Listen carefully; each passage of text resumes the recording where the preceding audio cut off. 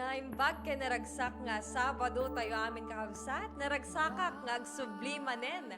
Makiada kada kayo iti Adventist World Radio 88.5 FM. Siyak manen ni Sister Stephanie Diaz kakabsat nga agsubsubli with a Bible quiz. Anya, iso nga sakbay naman nga binsa-bensain tayo dagito nga sasaokin questions nga holy questions kakabsat agtamit tayo man pa iti pinagkararag.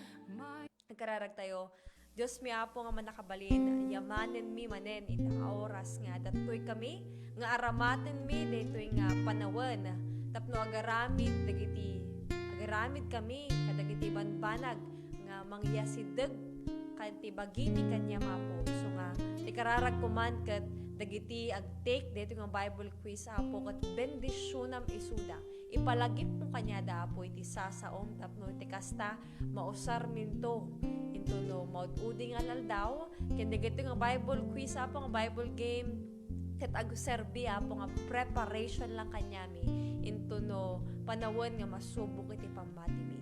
Agyaman na kapo taambong nga ti Espiritu Santo ken ti Angeles mo iti makiadda kanyami tata itinaga na po mi Jesus dawatan namin ti kitoy. Amen. This is your Adventist World Radio.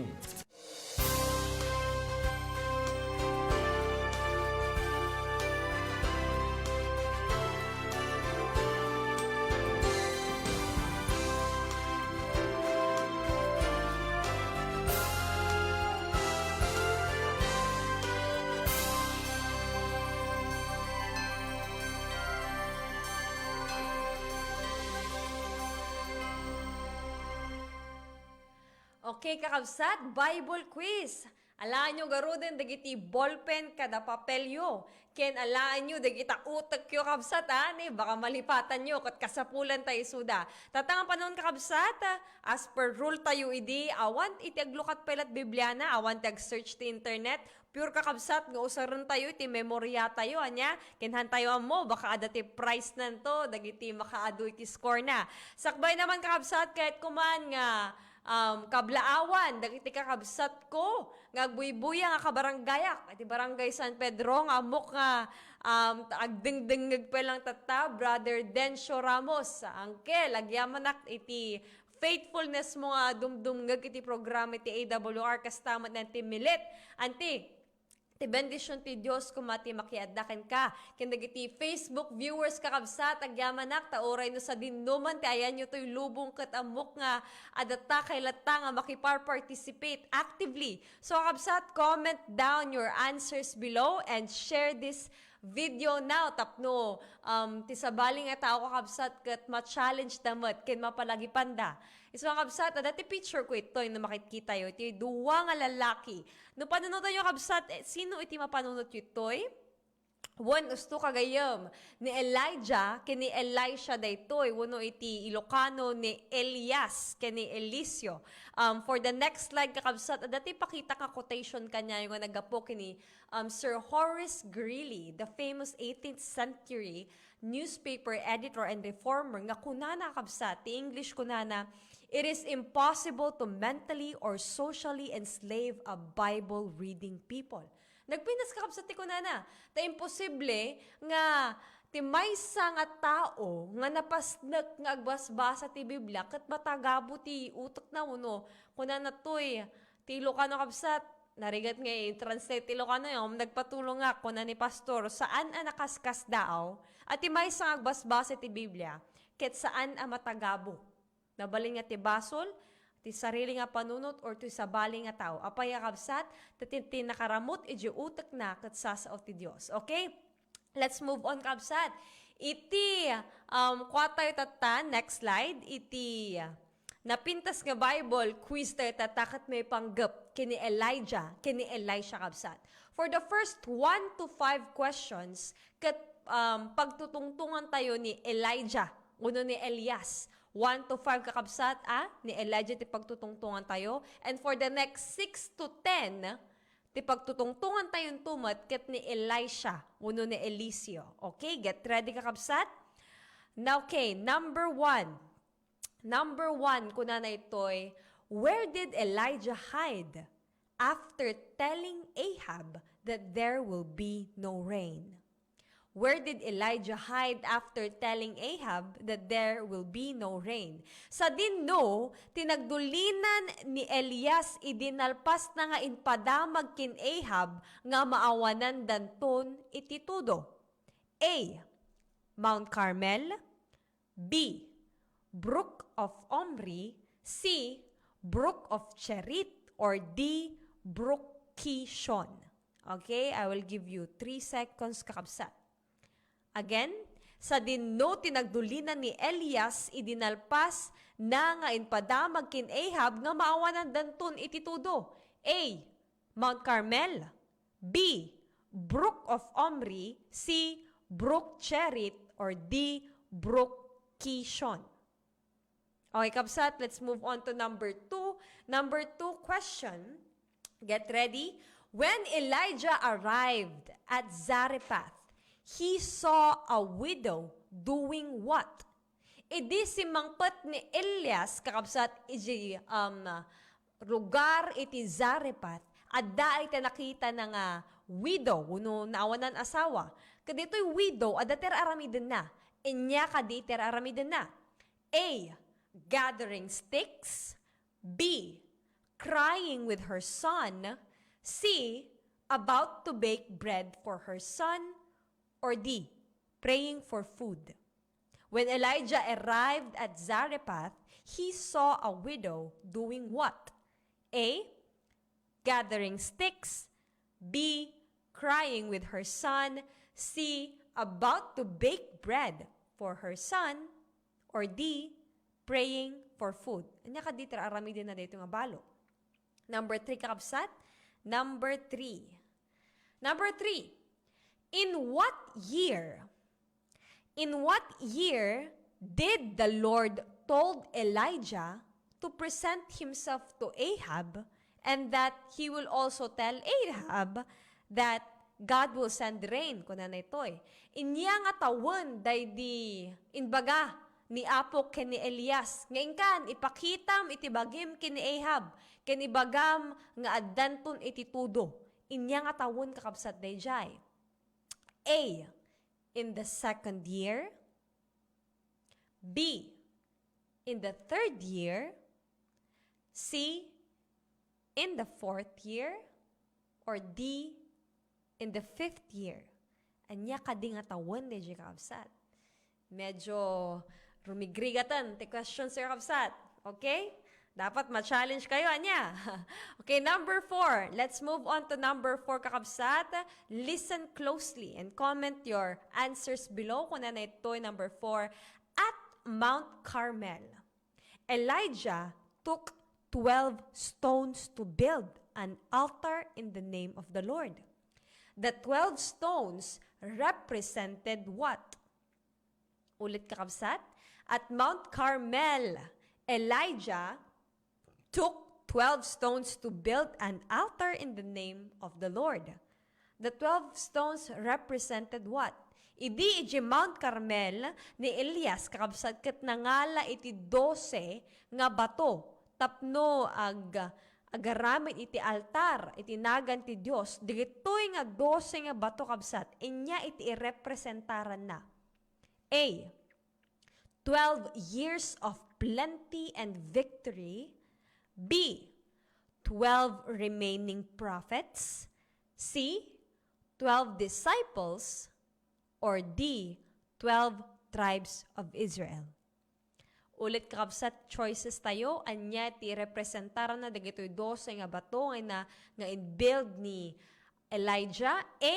12 years of plenty or victory. B. 12 remaining prophets. C. 12 disciples. Or D. 12 tribes of Israel. Okay. Now, Kapsat, let's move on to the last question for Elijah. Last question for Elijah, kunana ito after the victory at Mount Carmel, what did Elijah do next? Idinalpasan Kapsat, at dati victory na aladan iti dayaw, na isublin iti dayaw ti Diyos, ije Mount Carmel, enya kadit inaramid ni Elijah. Nga next, what did he do next? After the victory at Mount Carmel, what did Elijah do next? A. He arose and ran for his life. B. He commanded to kill Jezebel. C. He went to look for Elisha. Or D. He ascended to heaven. Anya kadi itinaramid ni Elijah kalpasan de victory ije Mount Carmel. A. He arose and ran for his life. B. He commanded to kill Jezebel. C. He went to look for Elijah. Or D. He ascended to heaven. Okay, Kabsat? I hope you find it fairly good. Anya? Now, let's move on to Elisha. Elisha Kabsat ni Eliseo, iti Elikano. Eliseo. Number 6, Kabsat. Number 6. What did Elijah threw on Elisha to get his attention? Anak di inpurwak ni Elias kani Eliseo tapno mapansin na isuna. A. Scarf. Di kabel ti tengad. B. Rod. Di kasla tungkod kakabsat. C. Mantle. Uno di kasla kagay. Or D. Shoe. Uno sapatos. Uno susuot. Itisaka. What did Elijah threw on Elisha to get his attention? A. Scarf. B. Rod. C. Mantle. Or D. Shoe. Okay, let's move on to number 7, Kabsat. Number 7, what did Elisha ask to have from Elijah? Anya kadi, deje dinawat ni Elisha. Aga po kin Elijah, di ba Kabsat, dinamag ni Elijah isuna na nya kadi ti kayat mo. Tatan, nagrespond mo't ni Elisha, kuna na kayat ko daytoy. Inya kadi daytoy nga inbaga na Kabsat. A double portion of his power. Or B, a double portion of his grace. C, a double portion of his spirit. Or D, a double portion of his might. Patsya kakabsat nga duwa ti spirit ita choices anya, pero letter D will be might. A double portion of his might, han nga spirit, okay? Okay. Number 8, kakabsat, number 8.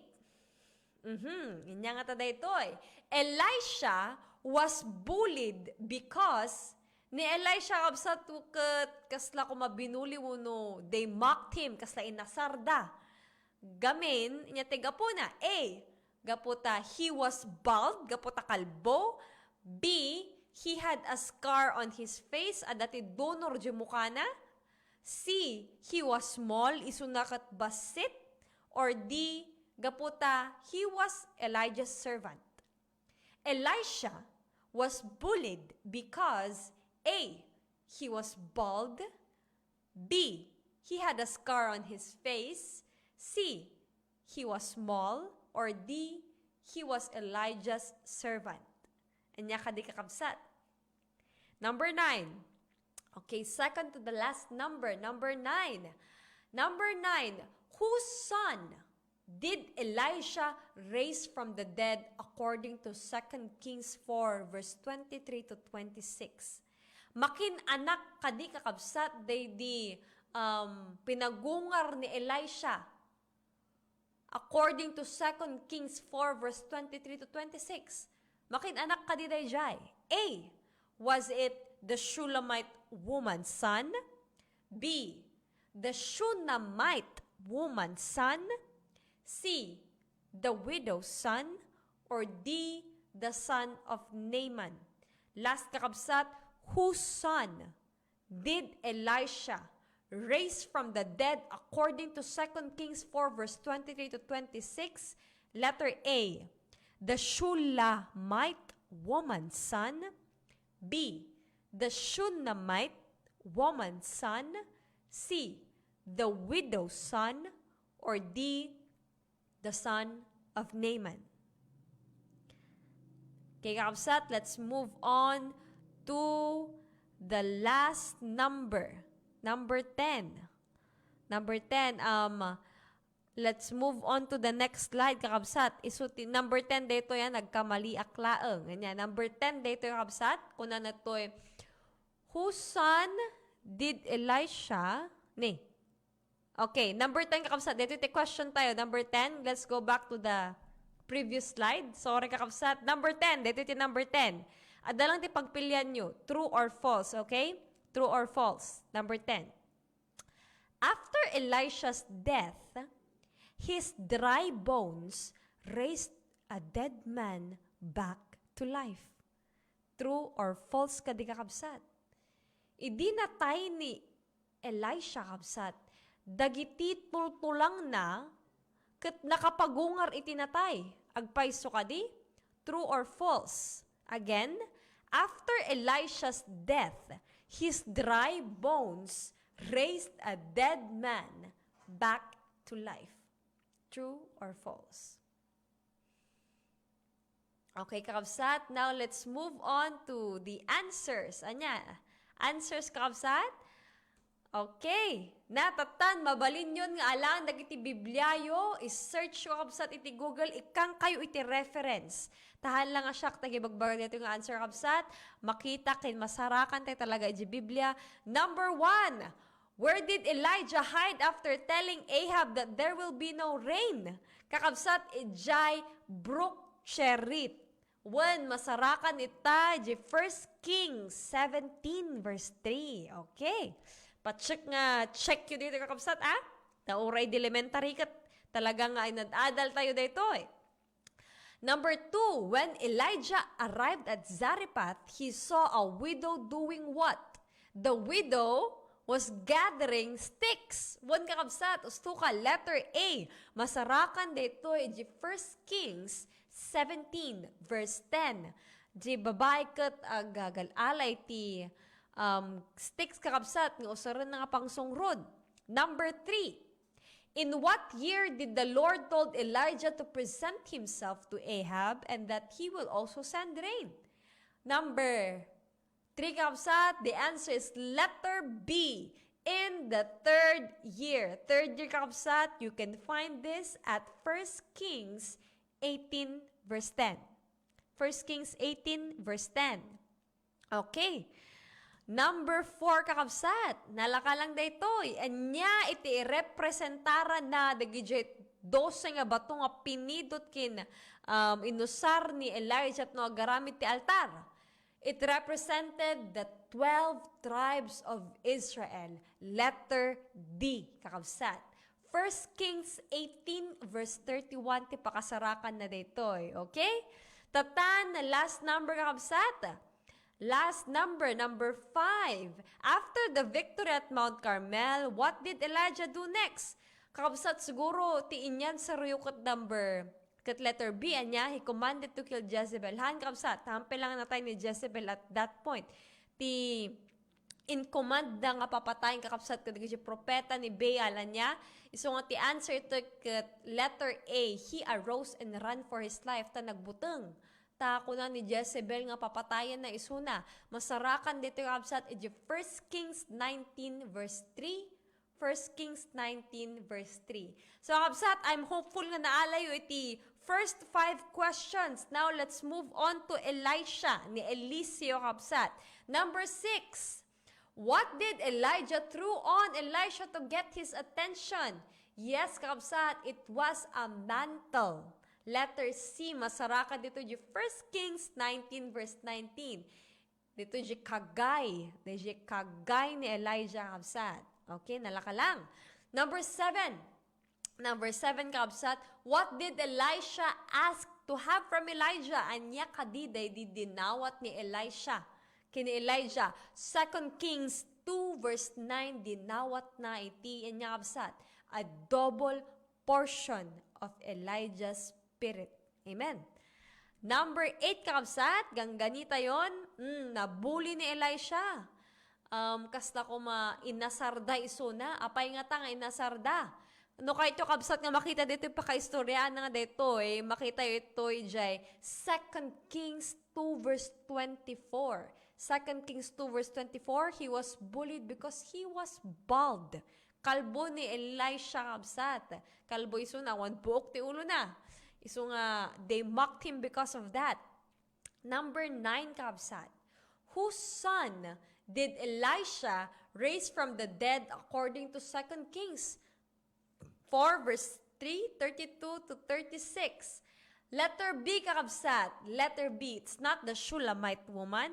Iso dito just Shunammite woman. Kabsat na malagip yun dito ikat jebakit kinlakaya niya nga gasawa nga iso da iti mang pakpakan kini Elisha kini assistant ni Elisha.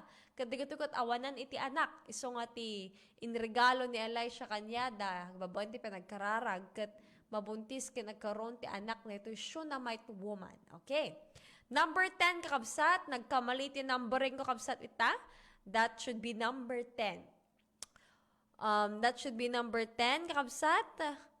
Ti question tayo ito, kat after Elisha's death, can I ask our operator, Brother Don, to move on to number 10? Doon sa unang slide. Kabsat, sige, apantay latata, tidamag ito kat after Elisha's death, his dry bones raised a dead man back to life. Agpay sukadi, nga digijay tultulang ni Elisha, kakabsat, di ba, intabundan ni Elisha, kadigijay tulang na, nakapagungar itinatay. Usto ka di kabsat, masarakan dito nga pakaistoryan, 2 Kings 14 verse 21 kakabsat, the answer is true. The answer is true kakabsat. 1, digiji tultulang ni Elisha ket nakapagungar itinatay. Now let's go back to the picture kakabsat. Nagpintas dito yung picture tayo ito yung muna nga slide. Makita yo dito panangited ni Elijah iti kagay na kin Elisha. Can I hope kakabsat nga nakaala kayo at least half of 10 points. Anya kabsat? Tayo ti passing score tayo. Kindly share your score kakabsat on the comment down below. Tap na to no next na Bible quiz manan. Kat mag-greet kayo kakabsat. Anya, kin makablaawan kayo. Kin may kararagan kayo kakabsat. Okay, iso nga kahit kuman kabsat nga i-share iti inspirasyon no apaya nga dayto iti pinilit nga Bible quiz. Agsarbi ko mga lesson tayo kanya tayo kabsat anya nga datayo nga adaan iti kinapudno. We have the message of truth. Kaslaki ni Elijah, ada ko mati disipulo tayo anya, uray at least one kakabsat nga pangipasaan tayo. Dagiti ammo tayo kabsat. Tadeto yung na disipulo tayo, ipasa dan tumot, iti sa bali nga tao, iti naamwanda. Kakabsat, tapno digijay, kinapudno nga naamuan tayo kataan, nga agbati, no, it will not be left within us only. Let us share the good news, kakabsat. Let us disciple people. That should be our work, kakabsat. Iso nga, sakbay na pumakada, kakabsat, ragsakek, ti panakiparticipate kyo, ken kahit ka nga'y kararagan. Agtamed tayo iti panagkararag. Diyos miha po agyamanak. Iti napintas nga Bible quiz manan nga naaramat mi tata nga oras. Apo, iti kararag ko man nga dagiti kakabsat ko nga nakipagpartisipar ito kat you give them a double portion of your blessing, O God. Because they used their time, Father, for heavenly things, dear God. They use their time, dear God, to remember the things in your word. So I pray that they will be Elijahs, dear God, to disciple people, Apo. Tulungam ida nga tumulong iti padada nga tao. And Father, as we spend the rest of the Sabbath day, we pray, dear God, that may we make it and spend it holy as it should be. Dito iti kararag ko, itinaga na po mi Jesus. Amen. Agyaman na kabsat, kita-kita tayo tumanan iti next Bible quiz. Siya ni Sister Stephanie Diaz from Adventist World Radio. This is your Adventist World Radio.